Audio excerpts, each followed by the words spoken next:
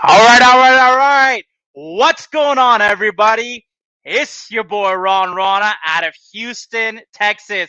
Guys, today we have a very special guest.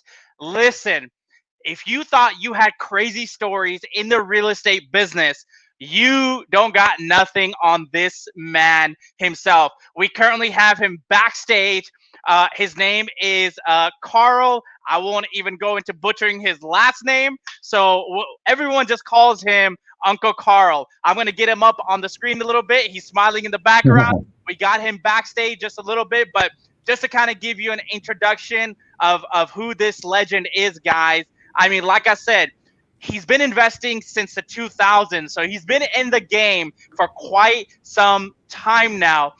Probably longer than some of these new wholesalers out here. Now, you're talking about working deals with judgments, jailed owners, finding hard parties, right? If they're buried 6 feet in the ground, this man can find them. I wanted to bring him on board to the Real Estate Anarchy podcast, and we'll go a little bit into detail. Until then, guys, we'll let everyone kind of tune in.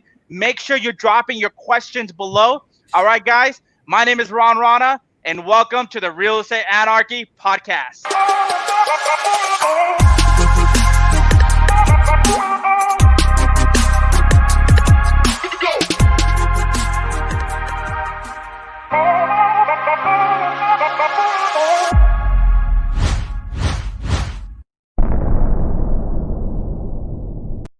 All right, guys. Karl, welcome to the Real Estate Anarchy podcast. Brother, I won't even go into butchering your name. Is it Splackovagel? It's Spielvogel. I can even pronounce it sometimes. Spielvogel. Thank God you corrected me, brother. Call me Uncle Karl. Uncle Karl.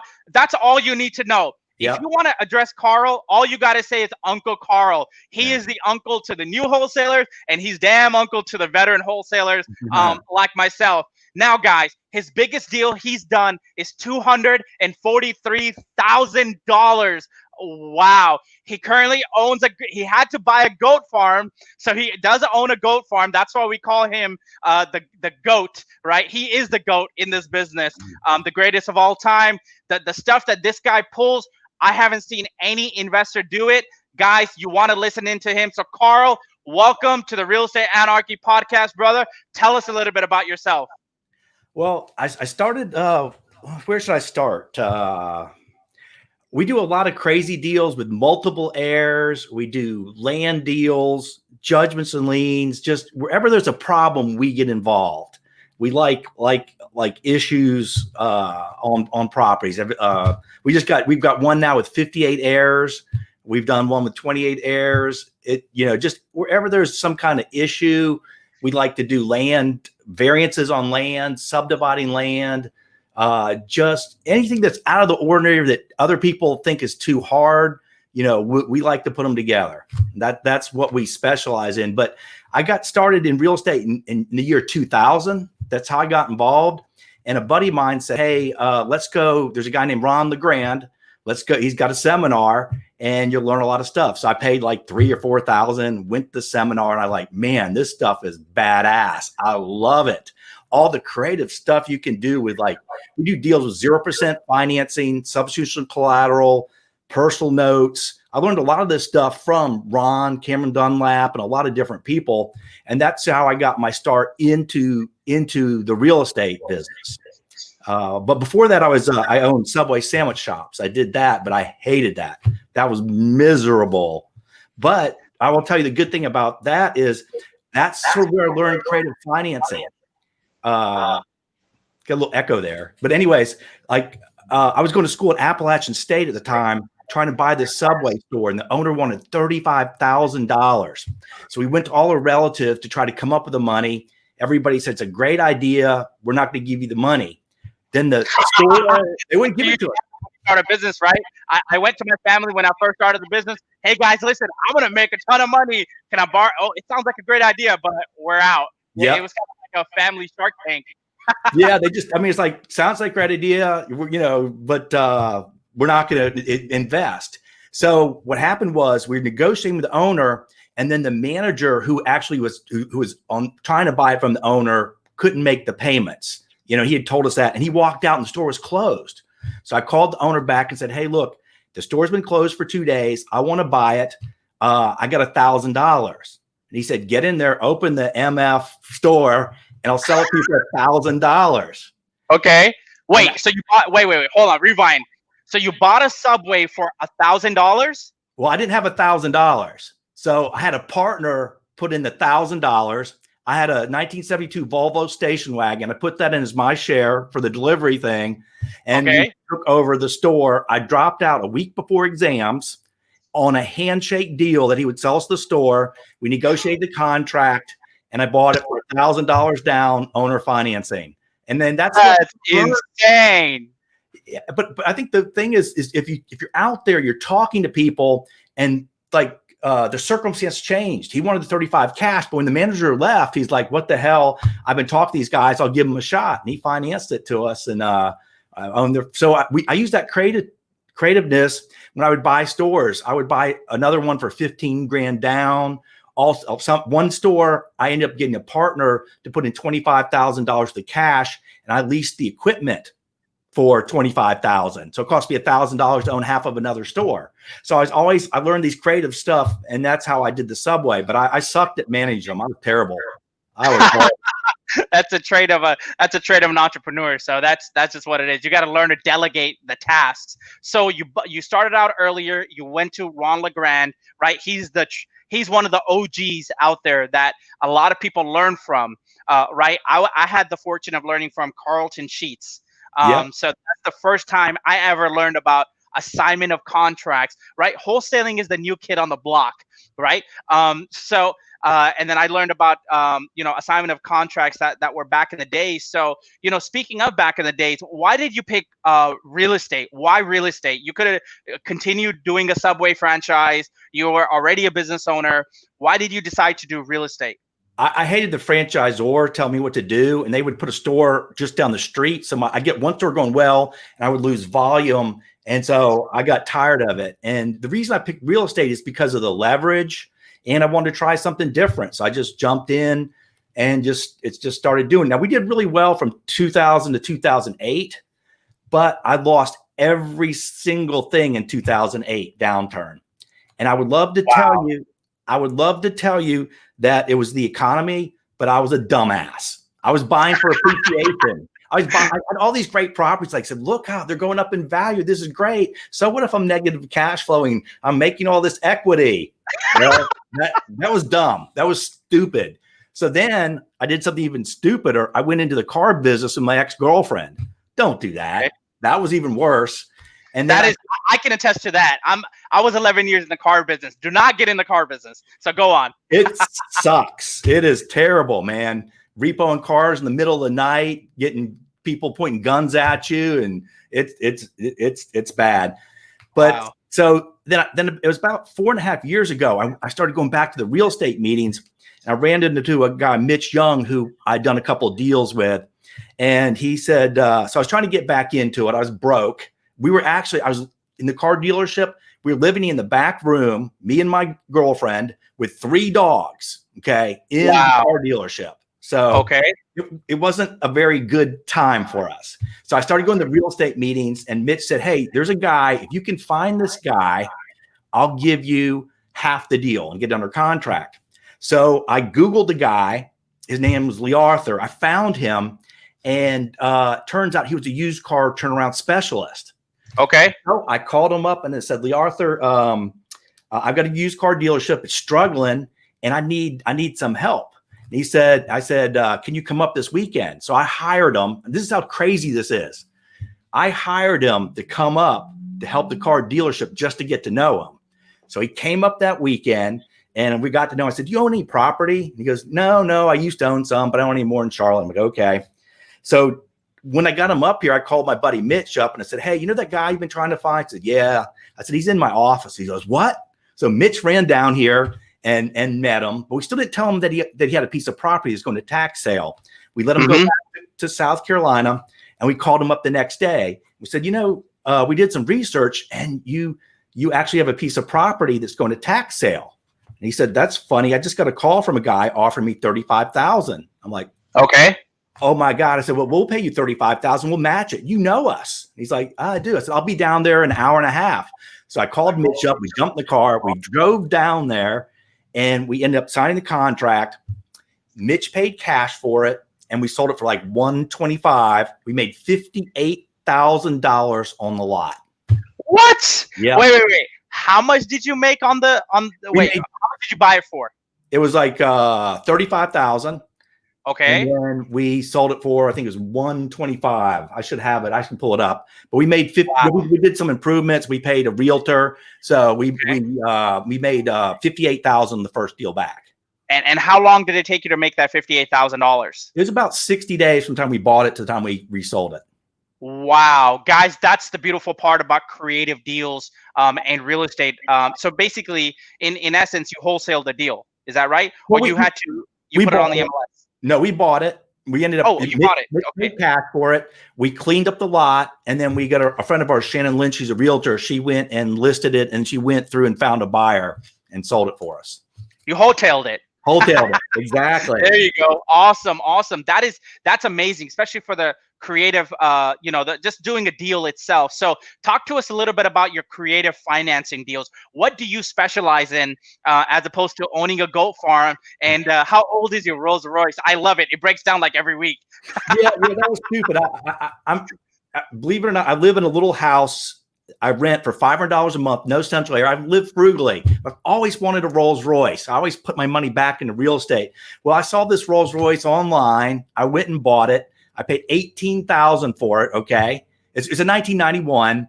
Dang, a Ferrari is a Ferrari. A Rolls Royce is a Rolls Royce. I don't care. 18 grand is a pretty dang good price. Well, yes and no. So I drove it. I made it 8 miles before it broke down. Okay, 8 miles. Then we had to tow it. I got back to Charlotte. I got it fixed and I drove it around maybe another 20, 30 miles. It broke down again.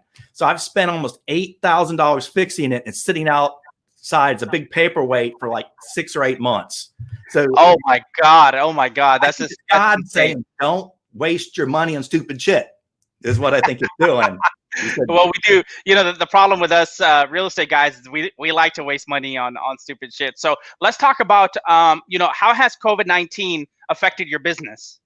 Well, at first I panicked a little bit and I sold off 1 or 2 things, but real estate, I'm in Charlotte and it's hot or is hotter beforehand. People are buying houses. There's a great demand. So we've actually picked up. Our business is better now than it was before.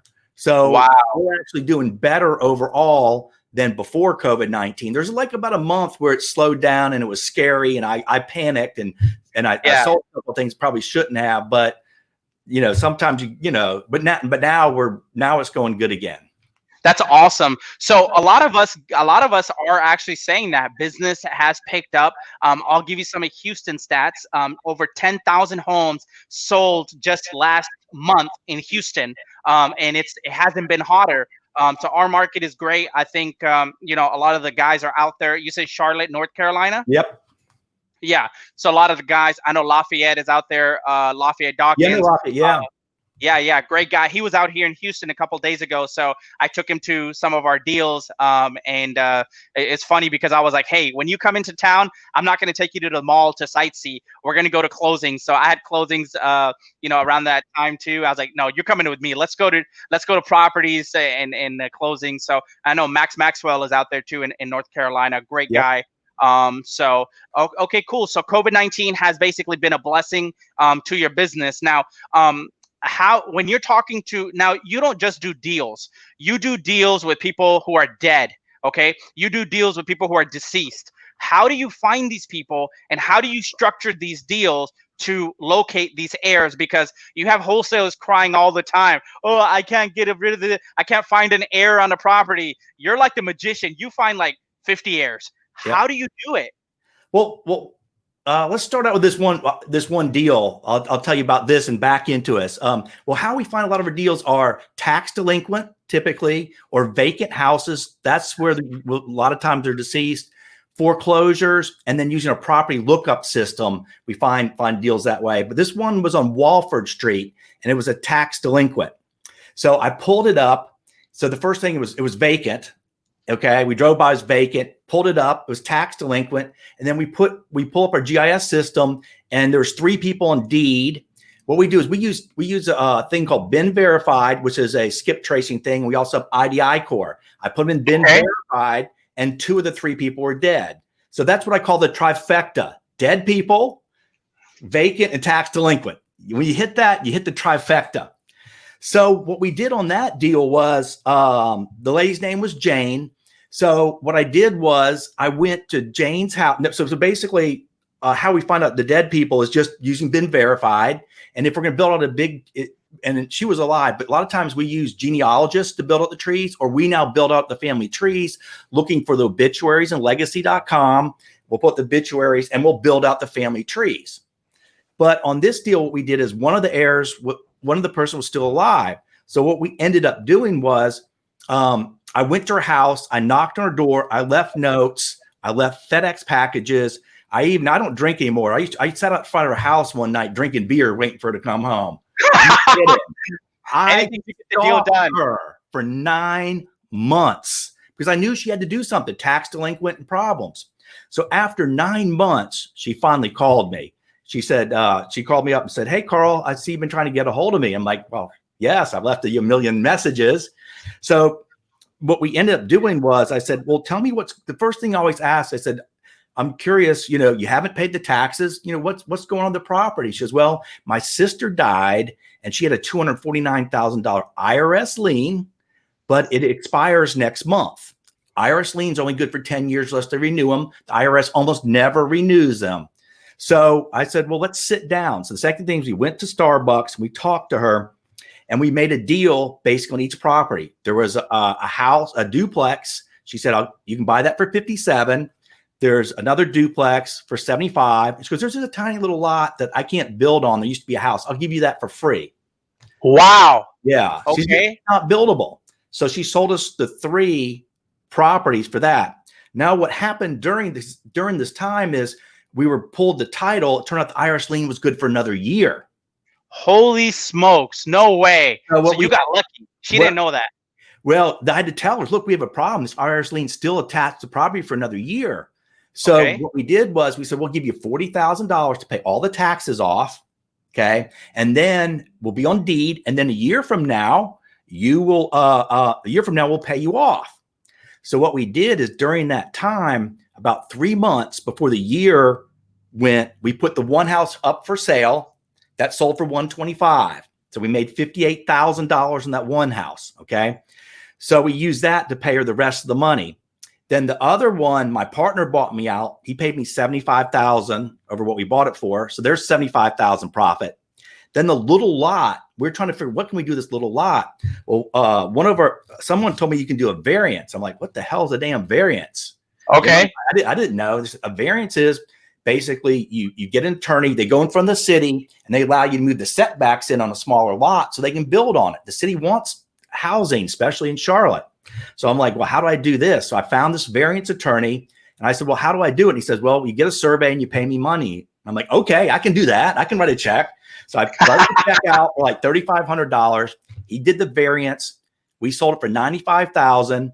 We netted $84,000 on that property we got for that one piece that she gave us for the taxes. So our profit on that was $58,000, wow. $75,000, and $84,000 on one deal. And that all is because I'm a positive stalker. I stalk people to give them money. So there you go. That's one great way of putting it. So wholesalers out there, if you think you're bothering the seller too much, that's not true. There's no such thing as bothering a seller too much. So Karl stalks people and he makes almost $100,000. Would you stalk someone for? Well, we're not condoning stalking, but positive stalking. That was like almost $220,000 on that one deal. That was a $220,000 deal. Yeah, because there's 3 pieces of property. One of the duplex we made 58, one was 75,000, and one was 84,000. So whatever that is. Holy smokes! Wow, that is now, guys. That's a serious gem alert. He didn't take no for an answer. He started contacting the seller and following up. The true fortune is in the follow up.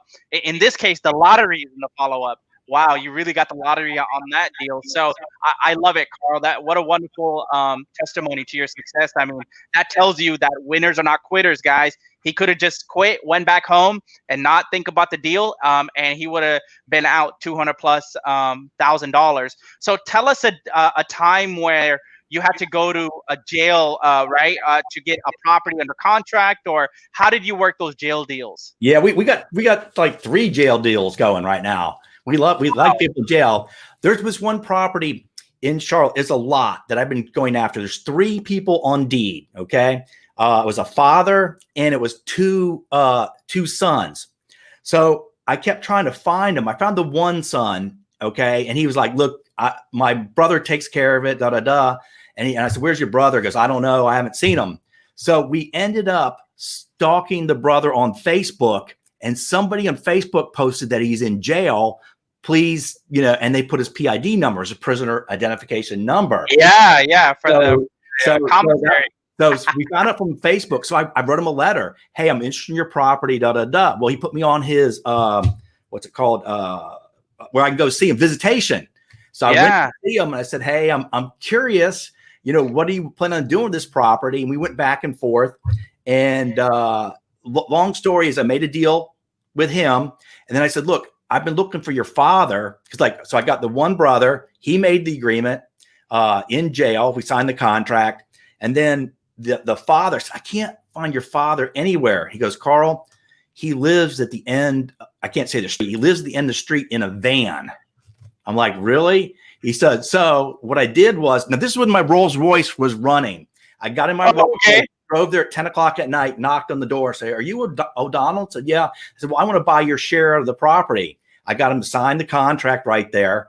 And you drove out there in your Rolls Royce. Rolls Royce, 10 o'clock at night, and knocked on the van. Oh man, you're lucky you drove back with your tires or your rims. That's crazy. That was one of the few miles that Rolls Royce made. But so this deal is interesting because I had to get 3 different people. I had to go to jail to get it. And I posted the night before that, "Hey, I'm going to jail tomorrow." And people are like, "Hey," I got these messages from people. "Hey, Carl, is anything I can do to help you? Do you need anything?" They thought I was gonna go get locked up. I said, no, I'm just going to get a deal, but on Facebook, they thought that. But now I got real creative with this. Is the guy in jail, I worked at a deal where he took his money in a second position because he's in jail for a year.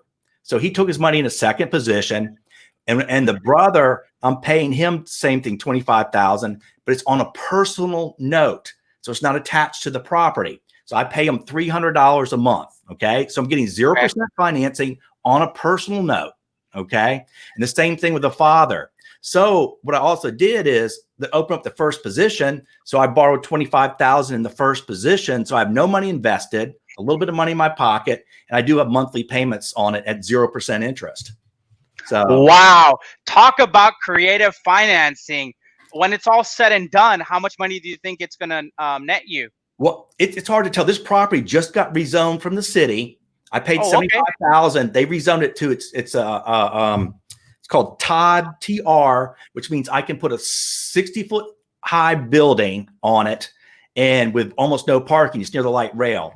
So I think I'll be able to develop it in the future. It is probably going to be worth $200,000 to $300,000 in that range in the future, because it's been.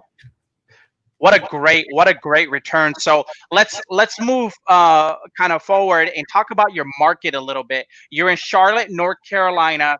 There are, I've heard either it's a good market, it's a great market, or it's an okay market. From what I've heard, the majority of people say it's a great market. Talk to us about your market. Are you only in Charlotte, or are you doing deals virtually also? We're mainly in Charlotte. We got one deal in California and one in Florida, but we're pretty much staying in Charlotte and North Carolina because right now it's such a hot market here that people need houses. And the builders need land. It's one of the fastest growing places. So we're also doing a lot of crazy land deals too. Okay, talk to us about your land deals. What do you mean by land deal? Like we're looking like here's the deal we did about 2 years ago. It started out as a tax delinquent. You're going to see a pattern here: tax delinquent, and then there's an estate open. Okay, so what we did is we went and pulled the estate file. There was 13 heirs. Okay. So we called up the heirs, and it took us a long time to make the deal. So we eventually made the deal to buy this lot for $62,000, which is a pretty good price. So we end up buying this lot for $62,000. Then I noticed there's a lot next to it. Okay. And I was like, what if we combine these two lots? And then you got to be curious. A lot of times you got to be curious and ask questions. I said, what if we can combine this lot with this other lot? Can we get 4 lots facing the other way? So I called the zoning board up, and they said, yeah, you can do that. So we paid $168,000 for the other lot, combined them, sold it for $430,000, and made $166,000 on that deal. So wow, $166,000. Yep. Holy smokes. And that was combining 2 lots and then re-subdividing it facing the other way. So you gotta learn a little bit about the zoning and just ask questions. Again, you don't have to be smart to do this. I didn't know. I just called the zoning. Can I do this? Yes, you can. Oh, okay. You know, it's like the variance. How do you do this? I don't know. You write the guy a check. Oh, okay. You know, you don't have to be smart to do this shit. That's a major gem alert. Again, pick up the phone and just talk to people about the deal. That's it. That's all you did. Yeah. You just inquired about the property. That one phone call made you a 6-figure paycheck. Yep. $166,000 on that one piece of property. Whoa. Oh my God, man. I got to start dealing with dead people now. That's crazy. Yeah. Dead people are the best. Yep. Oh my God, that's insane. You're literally blowing my mind right now.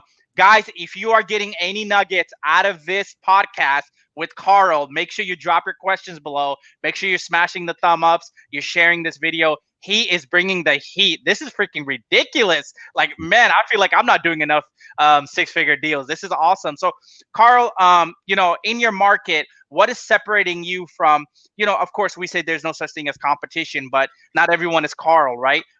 How are you thriving in your market versus your competitors? I think it's because we're willing to take on the tough deals, to dive in deep, and to also not, to dive deep in these deals. And I think a lot of us were curious. We're always, well, how do you do this? How do you do this? We learn a lot from attorneys. We learn a lot from like the zoning. So I think that the difference is we just take on tougher deals and we keep fighting through them to solve the deals. So I think that's a lot of the difference between us. And to be honest, I'd like to say what we do is super hard, but it's just following a progression of stuff and learning little niche and learning little things like variances, learning how to, you know, like we do stuff where we look for houses with extra land and we subdivide the land off. You know, we do all sorts of, so I think this separates us as being curious, finding niche type things. And then the dead people, we love the dead people. They're good to us. Man, I wouldn't be surprised if you bought a graveyard and you started pulling records on those people. That's good idea. But you know, like, there you go. Speaking of dead, like our best deal ever, which was $243,000. That one actually came. That was 2640 Laburnum. That came from a bird dog, a guy that works for us. He was pressure washing the area, and one of the ladies told him, "Hey, there's a house across the street. These vagrants have moved in, squatters. The guy died like about a year ago." So he brought the deal to us. It was Gerald. He works for us part-time. So the first thing we did on this deal is okay, the guy. So we pulled up the property lookup. We put him in. It was him and his wife.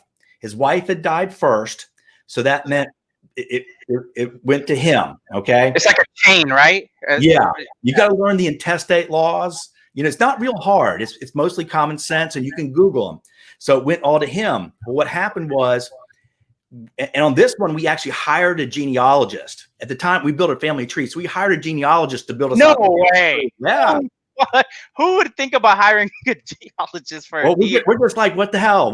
Worst case, we're going to learn something. We approach, say, look, maybe I'll spend a couple $1,000s. I'm going to learn something on this deal. So we hired a genealogist. I think it was like $500 or $600. She built the family tree out. And the first thing was, so the house would have gone to his brother. Okay. But his brother died in Crete in 1973. And so then it went to his 2 sons, a Jack and Lewis. Okay. So we kept searching and searching. Now, another thing I did too is I went to the grave site. I did go to the graveyard to see who was buried next to him. I went and what happened is, this is one of the things that broke this deal through. I went to the funeral home and said, hey, I'm Karl Spielvogel, Alliance Finance. I need to see the books for Frank, not the books, but the guest book. So they gave me the guest book, and I went through and I called everybody in the guest book. And then I talked to these one people called, their last name was Brown. And they told me the mom, like the boys that we're looking for, their mom got remarried to a police officer outside of DC. So we're like, we kept trying to find these two kids. We're like, why can we not find them? We're good at finding them. Now, I don't drink anymore, but one night on my 10th beer, epiphany came to me. What if when the mom moved to DC, she got remarried, maybe she changed the kid's name? So then we had our genealogist look, and we found a thing that I can't say their last name, but so-and-so marries so-and-so. So we're able, and she changed the boys' names. Wow. Their names got changed. So what happened is we tracked them down. So we worked on this deal off and on for a year. Even my partner at the time, Mitch, said, give up. And I'm like, no, I'm going to get this deal. I'm not giving up. Now, here's the important, it's also important to set the table. When you find the heirs, you have to I call it set the table. You have to tell them all the problems. So when I called them up, I said, you guys are heirs to this property. Your last name used to be Anders, but it got changed, But there's a property you're heir to. I said, but there's a whole bunch of problems. There's a niece with a lease, which there was, to 2040 for $1. She'd taken care of Frank. We had actually bought the lease out ahead of time for like $100 some odd. So there's a niece with a lease. Frank died without a will. So, there could be intestate problems. I said, there's looming tax foreclosure. There's squatters in the property, and there's a code enforcement on the deal. And they're like, wow, there sounds like a lot of problems. I said, but we'll give you $35,000. And this is what they said. Normally we would negotiate, but it's found money, and it sounds like there's a whole lot of problems. So we bought it for $35,000. Now in North Carolina, you got to learn the loopholes. If somebody's been passed away over 2 years, you don't have to open an estate. Okay. You can get the heirs to sign off. We did not open an estate because he'd been in the hospital. We were afraid some hospital bills would attach, or maybe someone could run up with a will. So we bought it. We paid cash for it. We waited about 3 or 4 months. We sold it to a builder as a teardown for $310,000. So after we paid the bird dog, all the researchers, and bonus to everything, we made $243,000 on that deal. $243,000? Yep.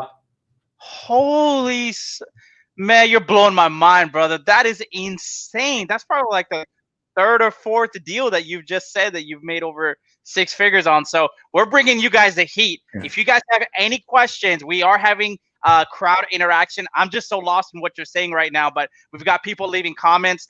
Rudy says there's deals from the dead. I like it. You should actually create an LLC for that. That was pretty cool. So appreciate you guys tuning in. We got a few Houston guys in. Istad from Houston said that's nice. I mean, this is stuff that people don't really think about, and you're just dropping gem after gem, nugget after nugget. I love it. So let's move on to the next question. Let me ask you, what are your favorite books to get started in real estate or get started in the niche that you're doing? I don't know how to answer that. I've listened to a lot of podcasts and stuff. I haven't read a lot of real estate books. So the irony, you listen to podcasts. Now you're on a podcast. Yeah. So you read a book, then you write a book. So I love it. So I can't recommend a good book. Whose podcast did you listen to when you first started out? What was the guy's name, the person's name? I listened to like Tucker Merrihew, Steve Trang, RJ Bates. Those are a lot, and then there's a lot of different ones I listen to. And I get a lot of good information from the podcasts. And now that a lot of people share a lot of information on podcasts, and that's a huge nugget, right? So the people who are tuned in are doing the right thing, and they're listening to the podcast. So we do have a question come in from a viewer. He says, "How do you structure a deal or get an offer accepted during the probate process?" We don't do a lot of stuff when we usually buy from heirs that died intestate without the probate. So we can get a contract signed while they're in the probate and then help them through the probate. So the executor usually has to sign for that. And then after that, you typically have to make sure all the people that are on there have to sign. But most of our deals we're getting, the people are intestate, but they never even open probate. So people died without a will. In North Carolina, you don't have to probate it if the people have been dead 2 years. So we'll pick up shares and stuff that way. Or sometimes if there's a probate open, we'll get the executor to sign, and then everybody who's on there has to sign too. Wow. So you repeat that little nugget again that you just said. You don't have to do what? In North Carolina, if somebody's been passed away over 2 years, you don't have to open a estate. A lot of the people we buy from died intestate. They died without ever opening a estate. They just died. And so we can go pick up the heirs, and then we can get title insurance after they've been passed away 2 years. That's one of those little things you got to learn, little niche or loopholes you got to learn. You know, we do some stuff with probates, but we don't do a whole lot. We're usually buying the heirs out. You know, so that's to me, that's music to my ears. I'm like, cha-ching. Yeah. That is awesome. Good stuff. So, you know, you're not very much of a book person, which is okay. I mean, you know, a lot of us have. Well, I listened to a ton of books on, like, I listened to a lot of, like when Audible, like Les Brown, Brian Tracy.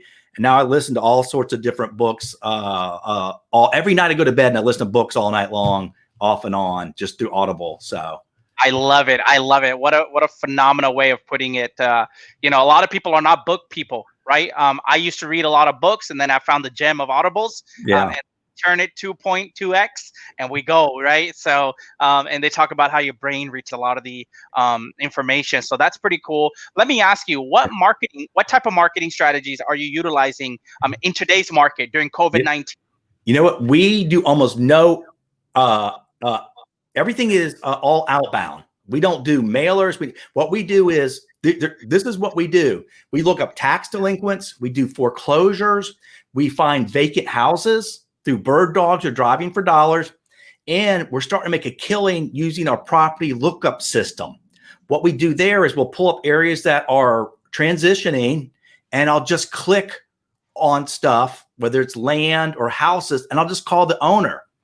I'll give you an example. There's a street in Charlotte called Bearwood. The light rail station was getting ready to open in like 6 months. So everybody knew the light rail was going there. Okay. You didn't have to be rocket science. Like a lot of the stuff I do, you don't have one of the biggest things I want to get, you don't have to be smart to do this stuff. You do not have to be smart to do anything I do. So all I did was pull up this one street, and I'm like, well, probably everybody's gotten all the deals here, but I'm like, well, let me check. So I clicked on this one house, and it was owned by Mr. Money. So what I did was I went and knocked on the door, and I asked the tenant, say, hey, can you give Mr. Money's number? I need to get a hold of him. She gave me his number. I called him, and I just said, hey, I want to buy property in the neighborhood, and I'm just wondering if you would sell your house. And the guy's like, well, I'm 85 years old and get returned 86. It's about time I sell it. We bought that house for $33,000. Okay. It's worth about 150,000 now. This is like three and a half years ago. So I'm buying in the path of progress where things are going to go up. At the time, it might've been worth 70 when we bought it. So we bought that for 33. Then I clicked on a property lookup system, and there's a lot right next to it. So I pulled it up, and it was tax delinquent. And okay, tax delinquent. We love those. There's a guy named Brian Eves and Demario Fleming. Probably shouldn't say their name, but that's who they were. I skipped traced Brian Eves. I called him up, said, hey, you have this lot here. I know you're not paying the tax. I'm just curious, what do you want to do with it? He goes, oh, I forgot we owned it. No way. It happened. Forget to put a check in your pocket. How much you want? So what we did is I said, well, how did you forget you owned a property? He said, well, we owned the house next to it. We sold it, and they just left the lot off, and we end up with a lot. So I said, well, I'll buy your half out. Because, so I made an agreement to buy his half out for a couple thousand plus the taxes. Now, the other problem was I couldn't find his partner. His partner was Demario Fleming. Now, I was at a real estate meeting, and I was talking to a guy named Gary Boger, and I'm like, we were talking about our deals. I got half this deal. I got to find this other guy. His name is Demario Fleming. I can't find this guy anywhere. The guy said, Gary told me, he said, Carl, who'd you say? I said, DeMario Fleming. He goes, he's one of my best friends. He lives in Florida. He picked up his phone, called him, said, DeMario, I got a guy that wants to buy half your lot, and handed it to me. And DeMario just happened to be flying in the next weekend for a funeral. So I made way. Yeah. Whoa. Talk about coming full circle to the graveyard again. He's flying in for a funeral. Yep. It all goes back to death. So, but the point is, I got lucky there. But the thing was, I ended up buying that lot for $12,000. It's worth $120,000 now. So the first one we bought for 33, we can sell for 12. It's worth 120,000. Yeah, at the time it's probably worth 60-ish at the time, but it's gone up in value in the last 3-4 years. So now I click on so I'm just clicking going down the street. I click on the next one. It's owned by a John Young with a PO box. So I'm like, I can't find this guy. He owns a PO box. So I knock on the door, and the tenant is Mary. She goes by Miss Mary. So I said, Miss Mary, I just bought the house. I just bought the lot. I want to buy your house. I'll take good care of you as a landlord. And she looked at me funny. She goes, you know what? I'm thirsty. I'm like, what? She goes, I'm thirsty. So let's go down the store and get some 40s. So we went down the store. We bought a bunch of 40s. I sat on her back porch and I got drunk as hell at 10 o'clock in the morning. Miss Mary, wow. Can I get John's number? She goes, no, not yet. She basically ran me for 3 weeks. I'm hungry. Can you bring me some McDonald's? So I brought her McDonald's. And then she finally gave me John's, the owner's number. She goes, he does want to sell it. So now I've got to know the tenant. So I called John and said, hey, do you want to sell the property? He goes, yeah, I'm getting ready to sell it. He sold us that property for $65,000. Okay. And this is interesting. So we bought it for $65,000. 7 days later, after we bought it, I was driving down the street and I see the house is all burned up. And I'm like, holy shit. Excuse me, guys. I don't know if I can say it. Holy crap. So I'm calling Miss Mary. Are you okay? She said, yeah, to jump out of the window. The house burned up. I'm like, oh my God. So what we ended up doing, now this is important. First of all, don't ever burn your houses down. That's not good. But if they do burn down, hire a public adjuster. Okay. This is a good golden nugget. We hired a public adjuster. We got a check for $100,000. Okay. Bought it for 65, got a check for 100,000. So we demolished it and we sold the lot for 95,000 a couple of years later. So we got 100 and some odd thousand equity in the first property, over 100 in the other one, and we made over 100 on this one. So wow. I keep clicking. So I'm going down the street and I click on another one. And what it was a house with some extra land. I called zoning up. The zoning said, I said, can I subdivide this off? They said, yeah, you can subdivide it off. So we knew we had an extra lot. So I called the guys. It was a company called Exito Latino. Okay. So the company came up and also showed they bought it for $8,500. So what I ended up doing is I called him, and all you have to do, this is another gem. All you have to do is after you find out the company, you put it in Secretary of State, view the filings. In 2 minutes, I had him on the phone. I was talking. Wow. I said, hey, do you want to sell the house? I was just calling. And he said, sure. He goes, no, actually, I think he was more like, well, they're opening the light rail. And I said, well, you bought it for $8,500, make a big profit and move on. So we bought that for $70,000. But what's great about that is we can subdivide the lot off. The lot's worth about $80,000 to $90,000 because there's a restriction from the rail yard, and we can sell the house for about $150,000. So now we had it for 3 years. So we bought it for $70,000, $150,000 plus say $80,000. So we got $150,000 profit there, just waiting for us to sell it. And there's some ones that I did that where I just clicked and called the owners. Now anybody can do that, you know, and it was an area that was transitioning close to the light rail. I just clicked and called, you know. So wow, that's insane. That is freaking phenomenal. So how long does a deal like this take you? What is the time frame? Those deals were simple. Like by the time we started talking to the time we closed, 30 to 45 days. Really? So it's not like 6 months. So a lot of the viewers are probably thinking like, man, he must wait 6 months to make $100,000. I don't got 6 months. No, you're doing it just like a regular wholesale deal, 30 days. Well, we're keeping those houses. Those are ones that we're keeping. They've gone up in value, but the ones that we're making the 100 to 200,000s typically are at least usually 6 months to 9 months of work of putting together, searching down the heirs, buying out partial interests, you know? Wow. And like, there's another one. Like I talk about vacant houses. you know, that first one I talked about in Walford, the one that we had the package of 3. I was driving the area and I saw this house on 533 Selden. Now the grass was all cut, but some of the mail was coming out and some newspapers were piling up. So I jumped the fence. Don't do this, guys, because there could have been dogs. I jumped the fence and I went in, I looked in the windows. Okay. And there's a little bit of furniture, but it was real dirty. I noticed the electric meter was missing. Okay. That electric meter is missing. Nobody's living there. So I guess other people might have missed it because the area was transitioning. So I'm like, okay. So I pulled up the property lookup system. Both heirs are dead, and it's about 2 to 3 years tax delinquent. So we have the trifecta: vacant, dead people, tax delinquent. That is the wow trifecta. That's a huge nugget. I'm writing notes down. You said vacant, dead people, and what else? Tax delinquent. That's the trifecta. Tax delinquent. Wow. That, brother, I'm writing notes down right now. Wow. Okay, so tell us about that deal. So what we did was we started building the family tree. Okay. And it turned out there was 21 heirs, 6 different people passed away. So what we did on this one is there's one heir on one side and all the rest were on the other side. Okay. So we kept calling some of the heirs. We found one in California. And typically in these situations, usually one heir that's sort of in charge or knows most of the people. So we talked to her and we said, you know what? If you help us with this deal, we'll pay you an extra $1,000. Okay. But we said, and this is what we did. We said, we're going to pay each heir $762. Now, this is something they can't put together. There's a ton of heirs, you know, they're like, and some of them didn't know each other. So she's like, okay, we'll take the deal. So what we did is, she helped us build the family tree. We built the family tree. And then a lot of the heirs are in South Carolina. So she threw a little barbecue in South Carolina. I drove down there to the notary. It had all of them there, or a lot of them. We got everything notarized and came back. And then she helped us coordinate getting all the signatures. Now, here's the key.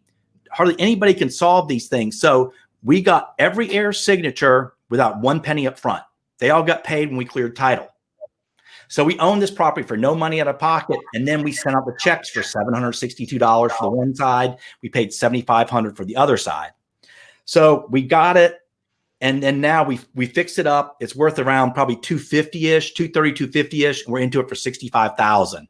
So there's 70,000, 160,000 equity in that property.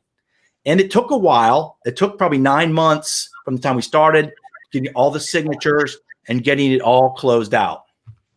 But here's the thing I want people to know. You don't have to get all the heirs. If you can get part of it, you can do a partition sale.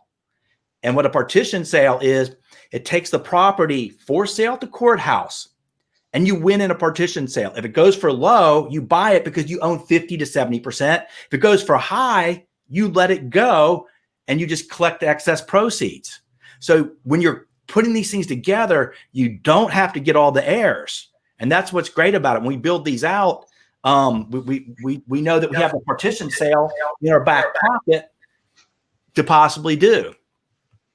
Wow. So you don't have to find all the heirs at one time.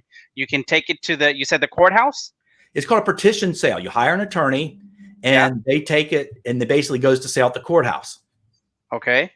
So wow, that is a major, major nugget. That nugget could make someone easy $100,000. That's a 6-figure nugget right there. That is phenomenal. So let me ask you. You know, we went through a little bit about some of your crazy stories, and you're doing phenomenal right now. You're a very young guy. What's in the future of your real estate career? Well, one of the things that we're starting, we've learned some really cool stuff about land that I can't even share on this thing that are even better than what I've shared here, that we've been able to figure out. So we're going to do more land, and we're also joint venturing with people too. So we're getting people across the nation, mostly in Charlotte, calling us with deals that they can't do.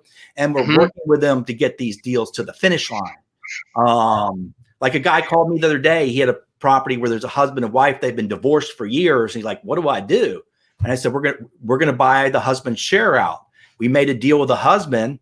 We bought his share out for, he wanted 15,000. We said, we can give you 15,000. We can't give you anything up front.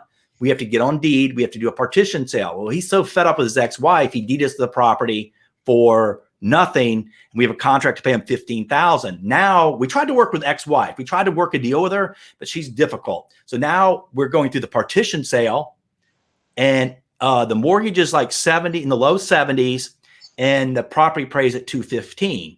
So it's going to be sold as a partition sale. We'll get half of that, pay him his share, his 15,000, and we'll make the difference. So we have no money invested. No money invested. Whoa, $0 down. $0 down. Zero down. That is crazy. That is wow. So how often do you see deals like this come around? Like, you wouldn't these happen like every day, right? Every day. How often do you see? Really? Every day there's a deal like this out there. There's a property, a vacant property, or there's so many properties with problems out there, title issues, a missing heir, we've learned a lot of really cool stuff about judgments and liens. We are even getting liens and judgments wiped off lots right now.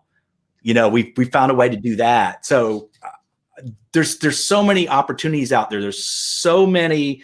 These things are out there. You just have to look for them and be out there. And the great things we're getting up. So what we're headed towards now is more investors are bringing us deals, and we're doing joint ventures with them on these deals, because it is a fair amount of work, and we've learned the laws and how to get around the stuff. So I see more of us joint venturing and working with other investors, attorneys, and people like that. Awesome, cool. So let me ask you now. We've kind of went over your real estate career. We started a little bit in the beginning. We talked a little bit about who you were. Now let's jump into the struggles starting out when you were, of course, starting the business, or even at a younger age. What were you doing as far as kind of? Let's talk about your struggles, because people just don't walk into stuff like this like you have. You've definitely earned your stripes to be where you are today. So talk to us about some of your struggles you had earlier on. Well, one of the struggles I had was, after I lost everything in 2008, we went in the car business and we struggled. I mean, I was living in the dealership in the back bedroom of because it's a house. It's actually my office is part of it now, but I was living in the back bedroom with 3 dogs and my ex-girlfriend. So and we had no money. We had almost, we were doing stuff I can't tell you we did. The car business. There's some shady shit you do in car business. We were being very shady. Okay. So anyways, we were doing this floating cars, well, I won't go into what we're doing, but we were doing some crazy stuff just to keep the doors open. You know what I'm talking about? I do know what you're talking about. So anyways, so that was the struggle. I knew a lot of stuff. So I was struggling. That's when I started going to real estate meetings. I hooked up with Mitch and started working. So I think some of the struggles has been, doing it without money. But now, if you got a good deal, money will come to you. But I think, and one of my other biggest things is I'm very disorganized, believe it or not. So I we're trying to grow, but it's a little bit of chaos. I'm ADD, I got stuff written all over my wall. I'll even show you guys this. Hold on a second. You take these down. Let's see it. What you got? Look at that. There's the magic. There's the magic board right there. Look at the board with all sorts of craziness. It's like, have you ever seen that movie Beautiful Mind with stuff all over? It's like that. So a lot of my struggles have been, I think I need an integrator to come in to really help take me to the next level. That's one of the struggles I'm having right now. I've got good people that are helping out, but it's a real struggle. And I've got ADD, so I have to take my medicine in the morning and all these brain supplements to get through the day. But I would say that's my biggest struggle, is the organizational part of the business. I struggle. Completely understandable. There's a lot of successful entrepreneurs that you're going through what you are going through. I know myself, my ADD is off the radars. I have to make sure everything is good and all that stuff. So that's a part of the process. Cool, good stuff. So you've shared a ton of nuggets on this podcast. I want to know more. How can people connect with you and learn more offline on the podcast? What do you offer to people as far as joining your team possibly, or hitting you a DM, right? Email address. You don't have to give your phone number out. Well, I'll give my phone number out. My phone number is We'll start calling you. you know what? I've done this on podcasts before. Almost nobody calls. Really? Oh, they're gonna call. My podcast works. I don't know Okay. about anyone else's podcast you've been on. Mine works. So be Okay. careful. If you want to give your phone number, I am. It's all right. Let's go. Give your phone number. I'm gonna type it out. We're gonna slap it on the screen. What you got? 704-995-5385. That's my phone number. If you forget it, you can always call 704-777-777 and leave a message. That's an office number. It goes through a thing. Okay. You can friend me at friend request, Karl Spielvogel. And I have a mastermind group called Uncle Karl and Friends. I think it's called Uncle Karl and Friends Mastermind Group. It's $105 a month. And we do 4 Zoom meetings. We have a Facebook page. It's way too cheap. And we dive deep into these deals, some of the easy ones, some of the hard ones. And it's no stuff. I've had different people on too to do their to do some training too. So it's a great way. It's very inexpensive, and we show some incredible deals. So I would reach out to me. That's the best way. I'm trying to think. Yeah, that's the best way. Awesome. So ladies, maybe gentlemen, I don't know how you guys swing, but 704-995-5385, 704-777-7777. That it? Yeah, it's a hard. Let me tell you how did you get that number? Okay, I went to a John Olmer. He was another guru. I don't remember him. I think he's in jail now. But anyways, I went to his thing. He was in jail. Now he's in jail. Oh, shots fired. Nice guy. But anyways, I went to one of his thing, and he said you need the easy to remember number for your bandit signs. So one night, again, this was late at night. I was drunk, and I called the guy up and said, "Hey, do you want to sell your phone number?" And the guy's like, I called the 704-7777 number. And the guy goes like, "You sound drunk." I said, "I am, but I want to buy your phone number." He goes, "Why do you want it?" I want your number. And he was like, "Okay." He said, "So he said, "Why do you want it?" I said, "I need to do it. I have real estate." So he sold it to me for $450. $450? Yep. How much money has that phone number made you? Not as much as you would think. Probably 300,000 over the years. Probably. What? Yeah. What? Yeah. Probably like not much money. Well, maybe about 200,000. But that is very humbling of you. That is phenomenal. I mean, you bought a number for 400 and how much? $480? You said 450. But I had a lawyer approach me, and I turned it down. He was going to pay me $110,000 for the phone number. No way. So contract and everything. But no I turned it way. down. Yep. How much would you sell that number for? Oh, I don't know. I might sell it for around 200,000. I would sell it. We'll be right back, folks. Awkward silence. What is the number that would take you to sell that? What was that? I'm sorry. What's a number that's going to take you to sell that? Let me pull out my checkbook. Hold on. 200,000. You can have it. Oh, so there we go, guys. 200 grand minus 70% ARV minus rehab because you used it a little bit, right? So we're going to get some phone calls from people to call. We're going to get those overflow calls. So we don't want those calls anyways. Minus repairs and then my assignment fee. So I'll give you $10 for the number. Okay. I love it. Thank you, brother. Wow, guys. Look, we just wheel it and deal it. That's all I know is how to wheel and deal. So what a great number. Karl, what other information do you want to add? We are now over about an hour or so. Yeah. A lot of the people, we had over a couple hundred people tune in live to the podcast. Yeah. We're going to get the official count as soon as we log off. But the first hour or so, I had over 400 people tune in live. Cool. So we had a lot of questions come in too. I can't really put all the questions on the screen here, but we have so many people, just crazy questions. People with their like I said, if you want to take this offline with Karl, go ahead, guys.